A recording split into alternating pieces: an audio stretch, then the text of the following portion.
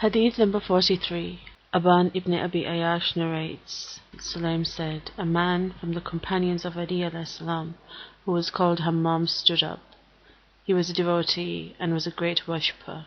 He said, O Amir al-Mu'mineen, tell me the qualities of faithfuls Mu'mineen in such a way as if I am seeing them. For a while Amir al-Mu'mineen kept quiet at what he said, and then said, O Hammam, choose fear of God and do good deeds, because Allah is with those people who choose fear of God, piety, and do good deeds. Hammam requested, I am asking you for the sake of Him who gave you the high esteem and specialized you and honored you, and whatever He has given you in abundance. You please definitely tell me the qualities of Mu'mineen. Amir al-Mu'mineen alayhi salam stood on his both feet, thanked Allah, praised Him, and prayed for blessings on the Holy Prophet ﷺ and his Ahlul Bayt, and then said, after that, when Allah created the entire being, He did not have any need for his obedience, and was safe from his disobedience, because anyone's disobeying Him does not harm him, and if anyone obeys Him, his obedience does not benefit him. So He distributed subsistence among beings, and whatever place was there in the world for it, He gave it, no doubt. He sent Adam to the world due to the action that he did, which he was forbidden to do, and he did not listen. Allah had commanded him, and he did not fulfill it. So Mu'mineen in this world are those people who are people with integrity. Their saying is absolutely correct, and their dress is medium. Their walking is with humbleness. They, in obedience to Allah, bow their heads, and whatever Allah has declared forbidden, they close their eyes over it and walk. Their ears are donated for knowledge. They behave themselves in calamities just in the same manner that they behave in happy times, and are pleased with every decision of Allah.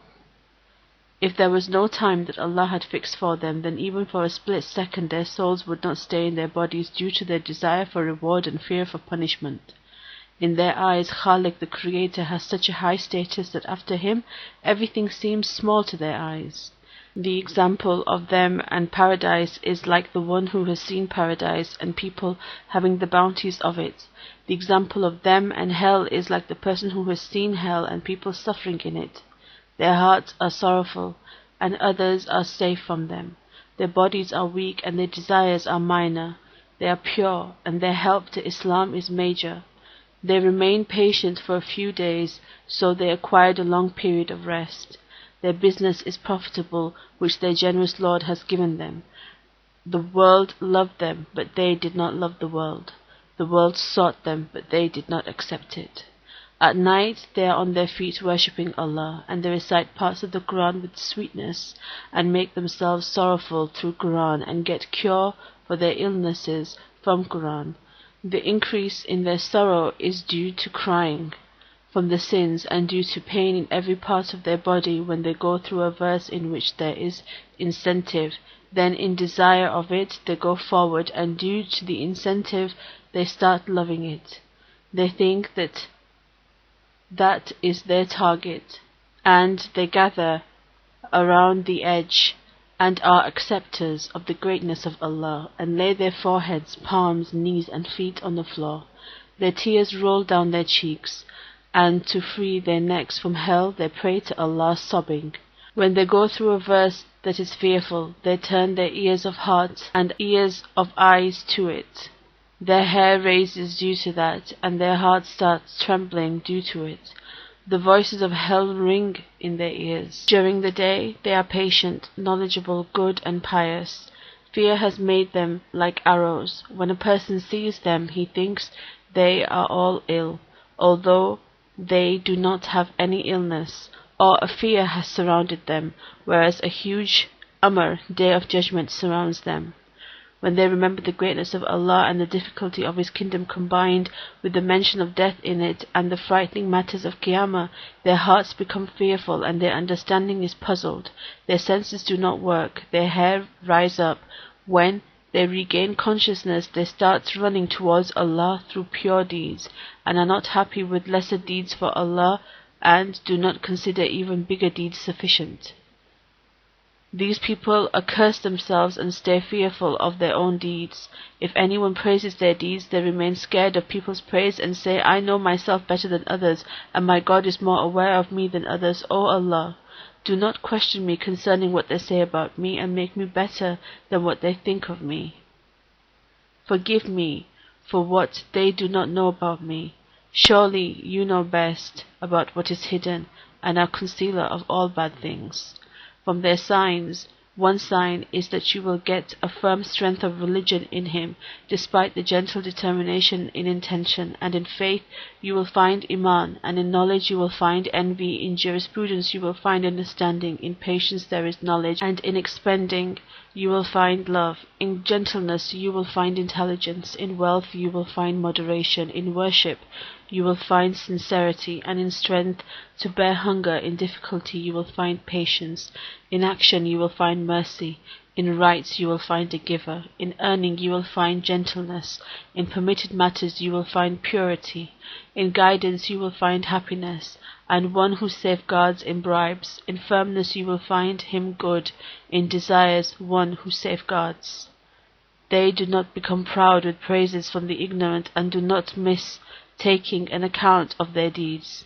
They do not delay in good deeds, and do good deeds. He is a person whose concern is thankfulness in the evening, and when it is morning his task is dhikr. He spends the night fearful, and the morning with happiness, and he is fearful of that with which one should be fearful, and is happy because of the virtues and blessing that he has been given. If he finds something he does not like difficult, then he does not let what he likes surpass it. His happiness is in those things that are everlasting. His attention is towards those things that will remain forever, and he refrains from those that will be destroyed. He joins patience to knowledge, and knowledge to intelligence. You will find laziness is away from him. He is always happy. His hopes are nearness, and he rarely deviates. He is awaiting his death, and his heart is humble, and it is contented, and ignorance is away from him. His work is easy. He safeguards his religion, and has killed his desires and controls his temper. His behavior is very clean. His neighbor is safe from him, and pride and arrogance is very weak. He is contented with what he gets, and he is very patient. His actions are firm, and his remembrance is a lot. He does not mention what his friends have kept with him for safeguard, and does not hide the witnessing of enemies, and he does not act truthfully to show off, and does not leave it due to shame or embarrassment. One is always hopeful for a good deed from him, and people are safe from any evil from him. He forgives who oppresses him. He gives to one who disappoints him, and whoever cuts off relationship with him, he keeps a relation with that person. His patience does not separate from him, and he does not rush in doubtful matters. What is evident for him, he tolerates it. Ignorance is far from him. His talks are soft, and thinks bad about unpleasant things. His good deeds are very near. His talks are true, and his actions are good. His good deeds go ahead, and his bad deeds far behind. He stays firm when faced with unsteady situations. He is patient in difficulties, and is thankful in times of ease. He does not oppress his enemies, and does not claim what is not his right, and does not deny anyone's rights. He accepts what is true before witnesses are brought. Whatever is kept with him for safekeeping, he does not destroy it, does not call anyone by a disliked title, and does not exceed on anyone, and no intention of jealousy, does not harm neighbors, and is not happy at anyone's problems. He returns what is kept with him for safekeeping, hurries towards prayers, does not rush towards things disliked. He practices Amr bil Ma'ruf and Nahi anil Munkar. He does not get out of truth because of being fed up. If he is quiet, quietness does not upset him, and if he talks, he does not utter false. If he laughs, his voice is low, and what has been decided for him, he is content. Anger does not make him be oppressive, and desires do not overpower him. Miserliness does not suppress him, and he is not desirous of what is not his by right. He meets people because he acquires knowledge, and chooses quietness so that he remains safe. He questions so that he can understand, and does business so that he benefits. He discusses to get knowledge. He does not lend his ears towards good deeds to be proud, and does not talk to belittle a person. He puts himself into difficulty, but people are safe from him. He puts himself into difficulty for his hereafter, and makes people feel comfortable. If he is oppressed, he is patient, so that Allah punishes the oppressor. Due to his purity and self-restraint from the world, he remains aloof from people who stay away from him. Due to his softness and kindness, he gets nearer to people who come near him. His staying away is not due to pride or arrogance, and his coming near is not on account of cheating and any harm to others. He follows the good people before him. He is the Imam for those who do good after him. Sulaym says that Hammam screamed and became unconscious and fell down.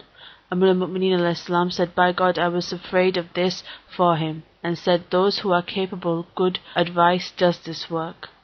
Someone said to him, "O Amir al-Mu'mineen, what is your state then?" He replied, "For every person a time is appointed from which he cannot go forward, and there is a reason for him not getting forward. Stop and do not proceed ahead, because Shaitan is talking with your tongue."